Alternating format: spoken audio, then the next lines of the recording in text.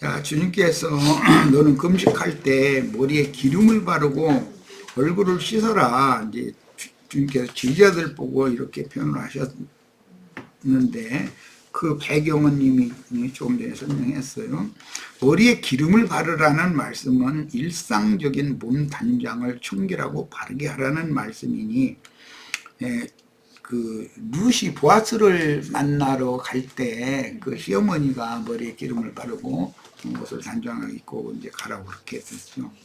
종교 의례로 관유를 붓거나 바르는 것과는 다른데, 다윗은 밧세바가 낳은 아이의 병이 낫기를 위해서 금식하다가 그 아이가 죽자 금식을 중단하고 일어나 몸을 씻고 기름을 발랐다고 돼 있죠. 자, 얼굴을 씻으라라는 말씀은 바리새인들이 자기를 사람들에게 보이려고 재와 티끌을 주위에 날리며 얼굴에 바름으로 흉한 얼굴을 하였던 것을 염두에 두고 도리어 얼굴을 깨끗하게 씻음으로 금식하는 중임을 누구도 알아보지 못하게 하라는 반의어적인 분부입니다. 유대인의 위선 행위를 하지 말라 이 말이죠.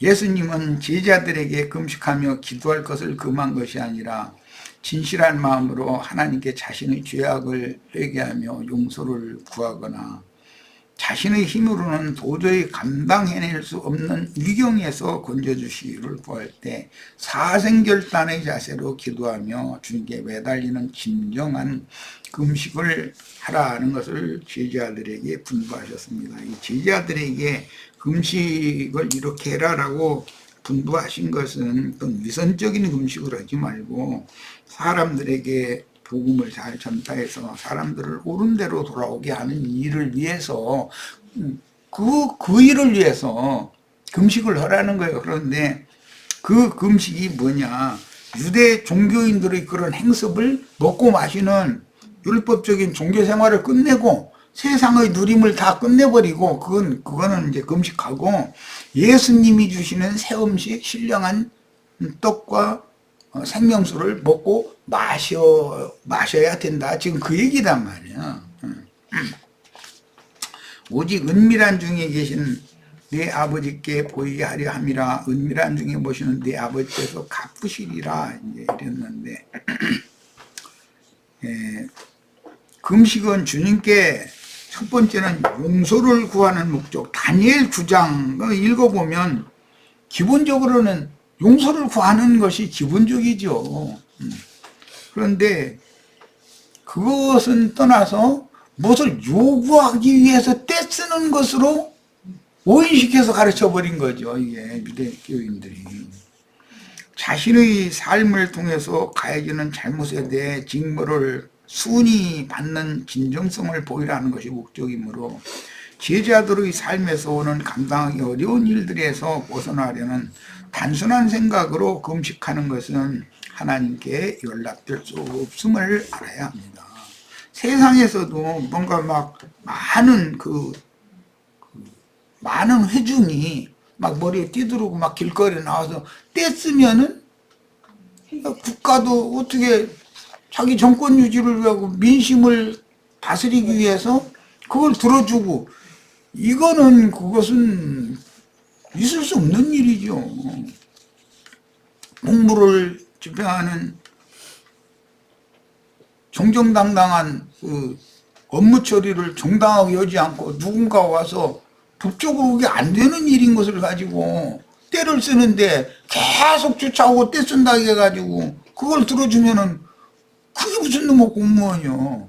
자기 공무원이라면 자기가 결제하고 기한을 해서 올려서 결제받은 이런 거에 대해서 나중에 그 결과에 대해서 당연히 군수한테 복명을 해야 되는 건데, 자기가 어떤 일을 일처리를 했으면. 그런데 그 공적인 일을 행하는 것과 무슨 사사로운 어떤 감정으로 뭐 일을 어떻게 하는 것과는 전혀 이걸 구분을 못하면 안 되는 거죠.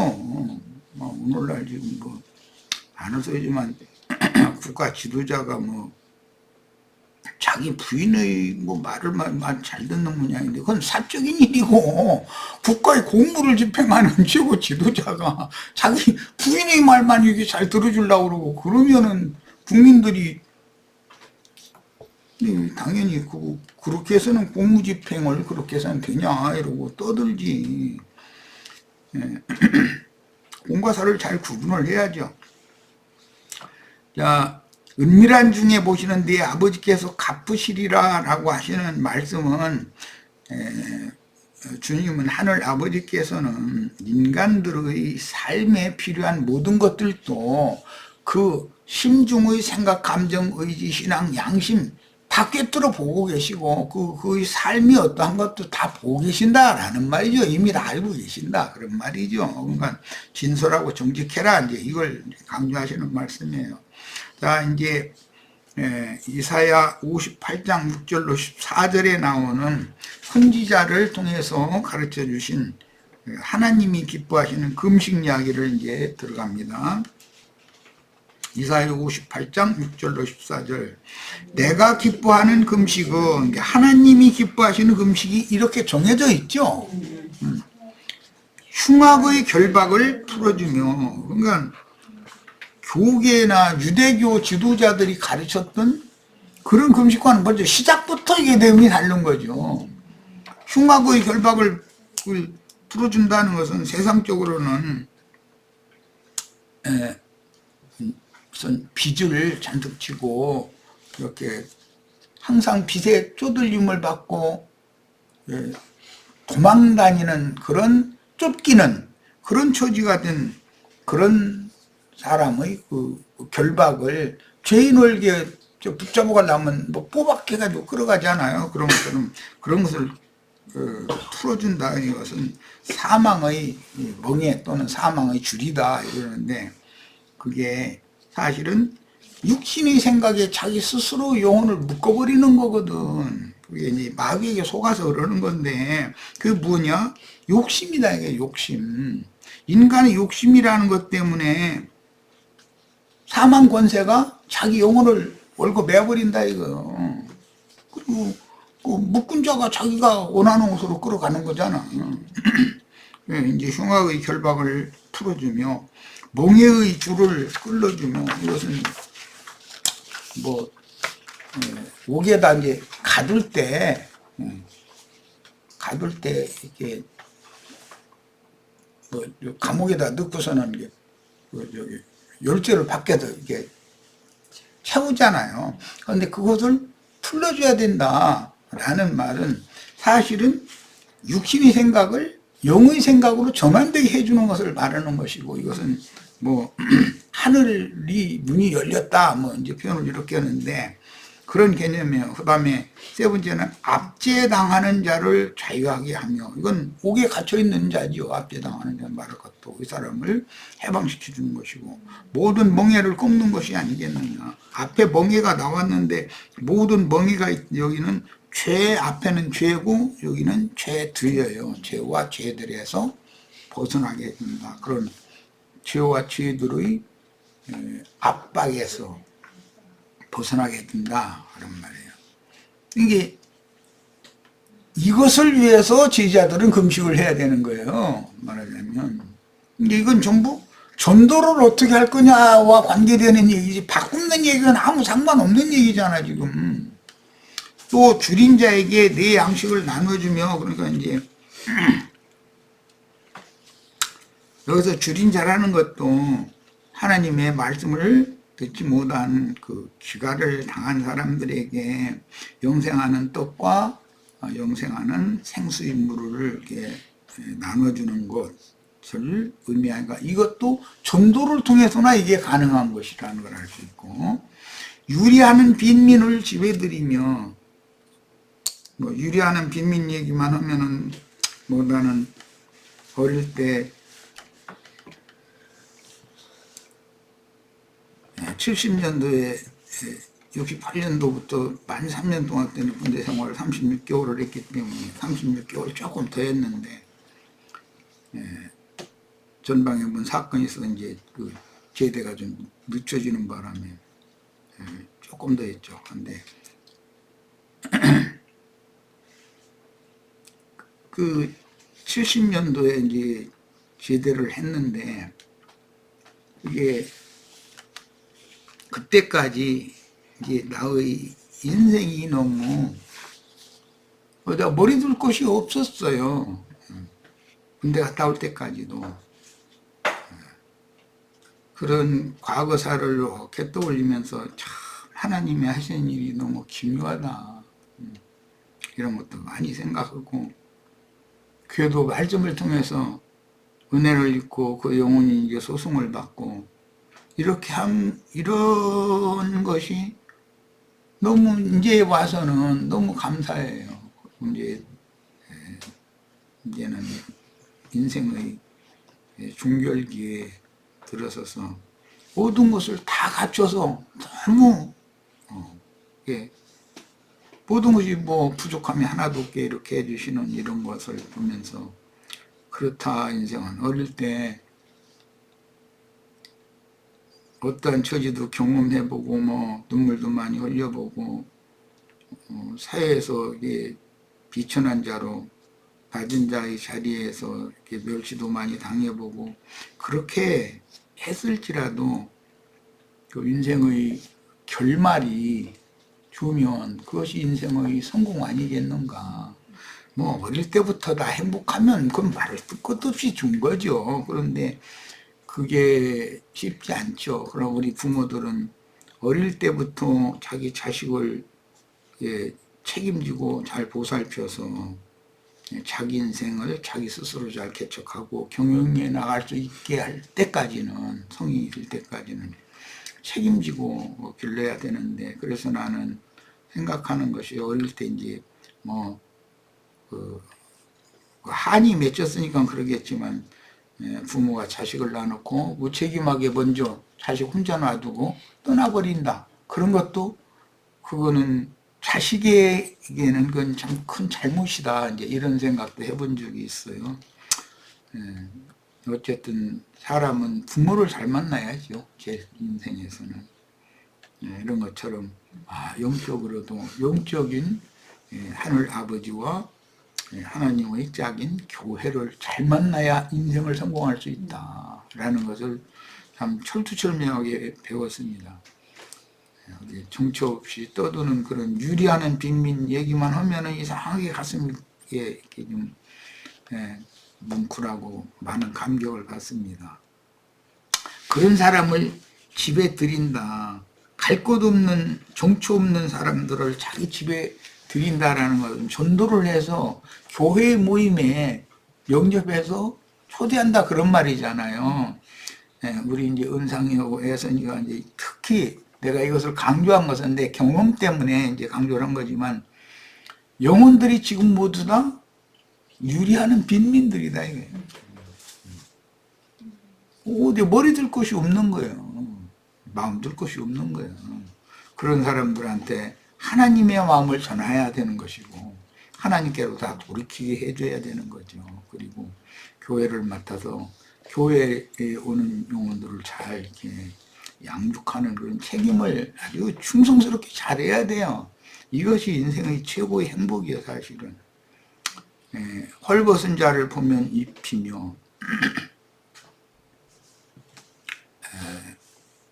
율법 행위 이런 벗기고 그리스도로 새 옷을 입혀라 이제 이 말인데 사람의 속에 그리스도의 형상을 이루고 겉에는 그리스도의 모양으로 영원한 생명의 빛으로 덧입게 해주는 이것도 말씀을 가르쳐야 되는 일이니까 하고 내 골육을 피하여 스스로 숨지 않는 것이 아니냐 이게 하나님의 기쁨이다 그랬는데 내 골육이라는 것은 믿는 이들이 뭔가 너무 부족하고 뭔가 흠결이 많고 그 사람과 깊은 교제를 갖고 그 사람과 친근하게 하면 위선자들이 볼 때는 그 사람 예수님 자신이 세리나 문둥이나 뭐 이런 사람들과 자꾸 친근하게 하고 접촉을 하면 그들도 다 혈통적으로는 고륙이잖아요. 예수님과 또 유대인들이잖아. 12지파에 있는 사람들이잖아. 그런데 그런 사람들을 피하여 숨는 자들이 누구였냐? 유대교 지도자들이었다. 그들은 뭐 문둥이촌에 갈 일이 절대 없어요. 제사장들이. 또 세상에서 멸시받는 창녀나 다른 세리나 이런 사람들이 식사 같이 하시자고 초대를 해도 절대 율법 제사장들은 그 사람들 초대에 응하지 않거든요. 자기네들이 뭐라고 그러나 귀신 문제다 이렇게 말하지 이제.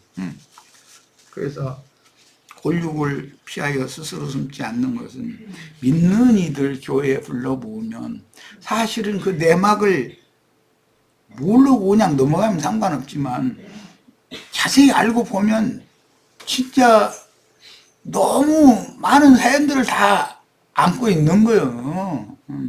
그런데 이런 거 저런 거 생각해서 어떤 교회 지체들이 뭐 너무 빈천하다든지 특히 육신의 눈으로 올 때 그런 경우에 이렇게 함부로 하고 같이 이렇게 친근하게 대하지 않으려고 그러고 그런 자세는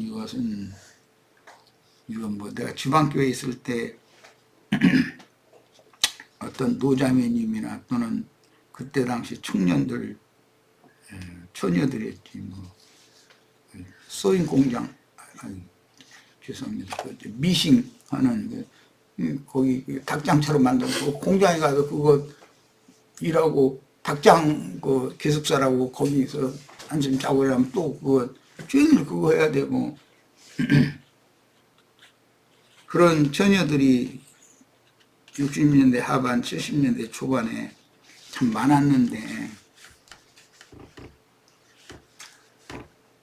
그 불쌍한 처녀들이 갑자기 교회 모임에 참여를 않길래 내가 이제 그걸 수습을 하고 우리 이제 딸 아이하고 이제 비슷한 연배 아이들이었기 때문에 어떻게 된 거냐 그랬더니 자초지종을 들어보니까 교회에서 대학생 해가면서 너무 이제 이게 이상수 형제님이 이제 그때 대학생들을 위해서 뭐 특별 집회도 하고 뭐 이런 걸 자꾸 강조를 하다 보니까 그러고 신촌 지역이 뭐 연세대 있지 이화여대 있지 서강대 있지 또 뭐 저 미술 저거 하는 홍대 있지 그거 뭐 대학촌이잖아 전부 대학생들이죠 나가서 이제 대학생들 전도만 하고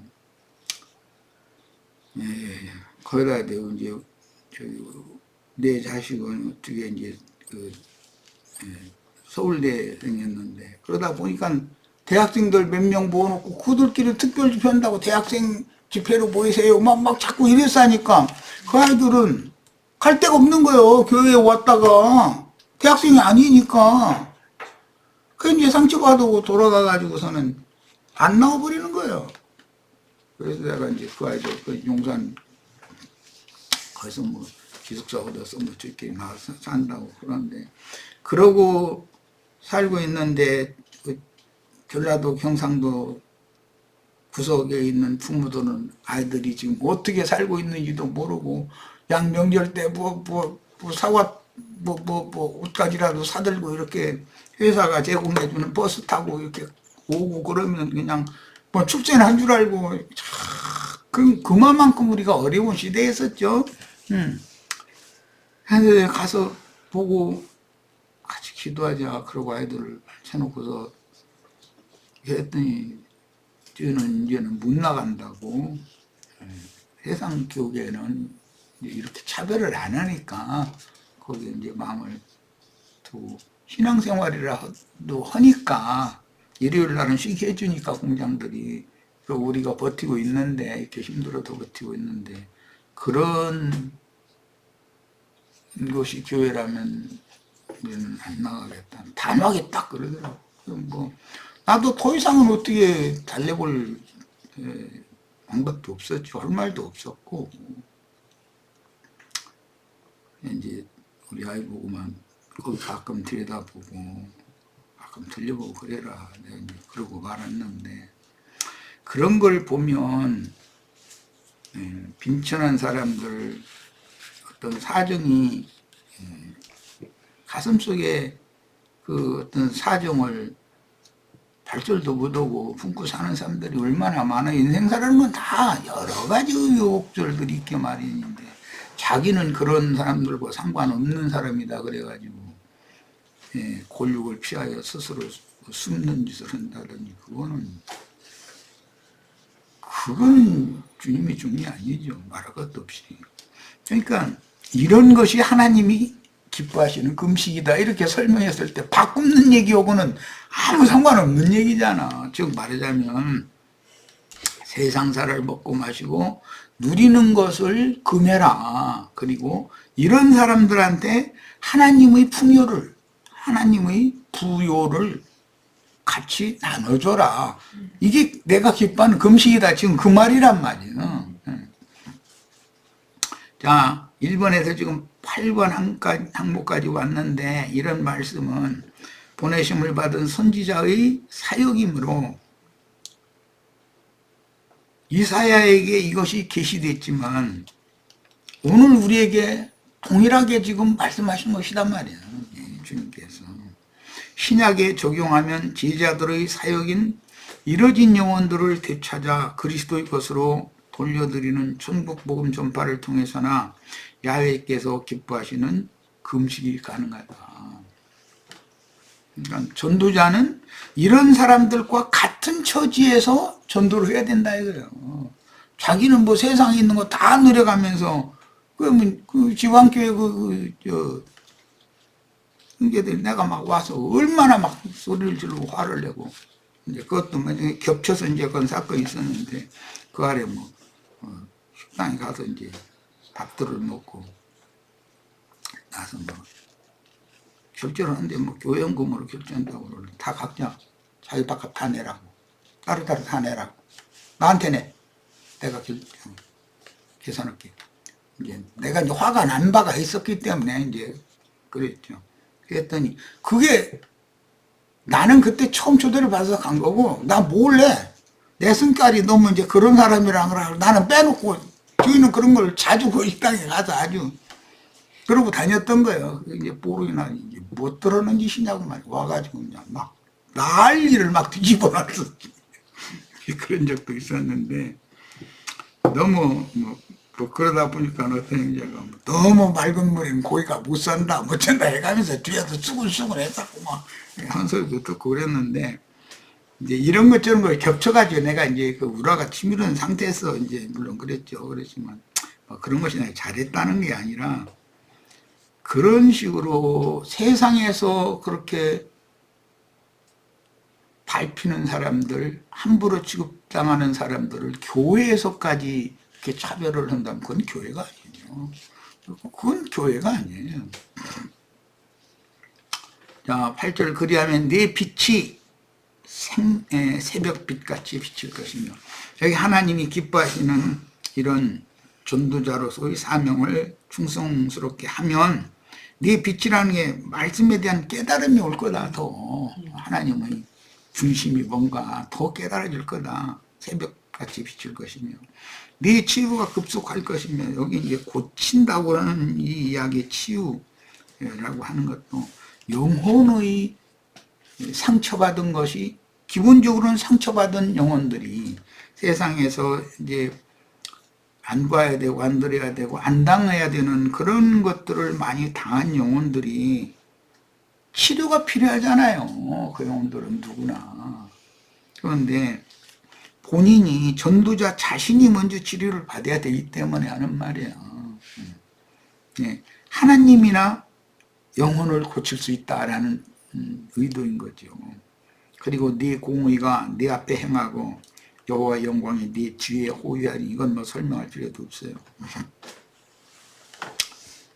선지자의 사역은 훗날 예수님의 사역에 대한 예표이며 이스라엘에게 새벽 빛을 받게 할 수 있으며 이스라엘의 영적 질병은 치료가 급속할 것이며 여러 가지 질병 이것은 죄들 허물들이라고 하지만 약점들이라고 그러죠. 그런 것들이 뭐 문둥병으로부터 있어 소장, 소경, 뭐 쫄뚝발이, 뭐 한편손 마른 자, 뭐 등등 여러 가지 질병 얘기가 나와요.